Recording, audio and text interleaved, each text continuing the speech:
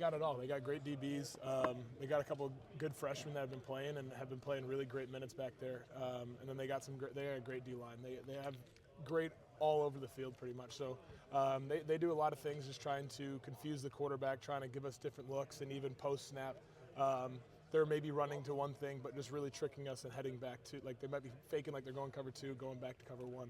So really just trying to decipher possibly what they're going to be running and give me the options of, okay, they're going to be in this or this, and I got to have a plan for both sides of it, and then kind of dissect it once the pre-snap or once the post-snap ends up happening. So they're a great defense. They've been playing well all year. We're going to find ways to dissect them, and when in the game, we're going to have to make some in-game adjustments for sure. There are a lot of eyes on this game. Obviously, the main objective is to win, but is there a desire to shut up the doubters, maybe that this offense is one-dimensional, that you guys can't throw the ball? I mean that's always our goal. We're always trying to be 50-50 as much as possible. And I know this is a big game, but again, for us, we're just trying to stay 1-0 throughout this week, trying to get the best week of practice in, get the best week or best days, learn and improving every single day that we're out here, and then just go 1-0 on Saturday. So that's what we're more worried about, is just winning that game.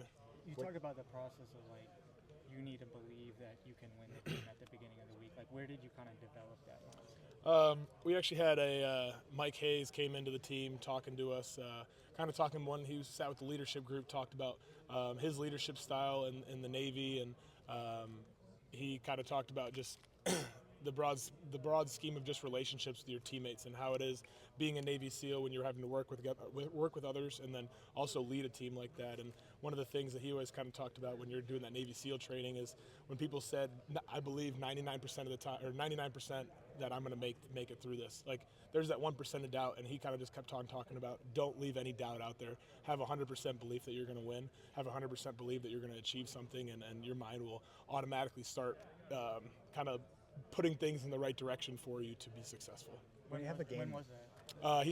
He talked to us last week during our bye week. But I mean, that's just something that I always try to just believe in general. Is just you got to have that belief before it can actually happen. Because if you don't believe in yourself, you don't believe in the guys around you, you kind of start thinking in more of a negative way, and those things are going to pull back on you. When you have a game this big, people in Iowa are talking about it. You can tell by the amount of media members that are here. Does any of that big game, like this is the biggest game in Kinnick since X, does that make it into the locker room? Does that trickle into your head at all? And if so, is that a good thing or a bad thing? I don't think it really trickles into the locker room that much because, I mean, there's been some times where it happens, I feel like every year, or even sometimes almost every week, that this, like, the next one's the biggest one, and that's how it always is. You know, after the game on Saturday, the next one's going to be the USC game's going to be the biggest one, as long as this thing keeps progressing. So I don't think that really trickles in. We just kind of focus on what we got right now, try to live in the present, go 1-0 this week, and leave it at that. Did you catch Big Noon Kickoff this weekend? The one thing I did see was that I got number 1 name by Rob Gronkowski. That was the one thing I thought was really funny. What are your thoughts on winning such an honor? It was a great honor. I've been a big fan of Rob Gronkowski. I've been called after him. I mean, for all my life, so it was kind of cool to get a little bit of recognition from him. And then Coach Lester last week talked about you going in and out of plays, going to the second play in the huddle and then going back to the first play. When did you get comfortable playing that like chess match with the defense where you're going in and out of a play depending on what they're showing you? Yeah, it actually, I mean, that's one of the most fun parts about being a quarterback is trying to put your team into the best position possible. And I mean, when the other team is trying to kind of play with you a little bit, you can kind of switch it right back on them and they may not even know what you're doing. So it adds just a different element, a different wrinkle to our offense, and it puts a lot more on my shoulders, but I enjoy that, and I enjoy the learning aspect, the thought process aspect of the game, and not just the physical aspect. How's your knee? It feels good. Again, it was another week of improvement. I didn't practice a whole lot last week, just trying to rest up and improve in the training room. It's another week of improvement, another week of feeling better than I did the week prior. What would you say percent-wise you are now?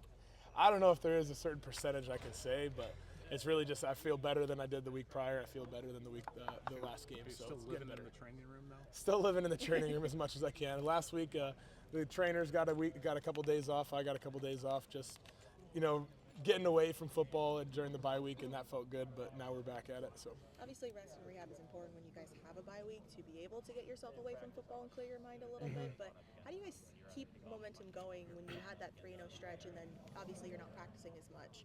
So how do you take a little bit of like a mandatory pause and kind of overcome that so you can keep steamrolling what you guys did the last 3 weeks? Yeah, I mean, part of it, I mean, we stay mentally sharp throughout that week. We're always meeting. We're still going over all the plays that we're going to be running. And even for me, like I was starting to get some Oregon film watching in just so I can be sharp heading into this week. But really, when we came back on Sunday, we had a walkthrough and we wanted to be extra sharp and be locked in and focused. And when everyone came back, we were ready to go. And it looked like we didn't even miss a step from the prior week. So I felt pretty good about where our team is and how the focus has been this week.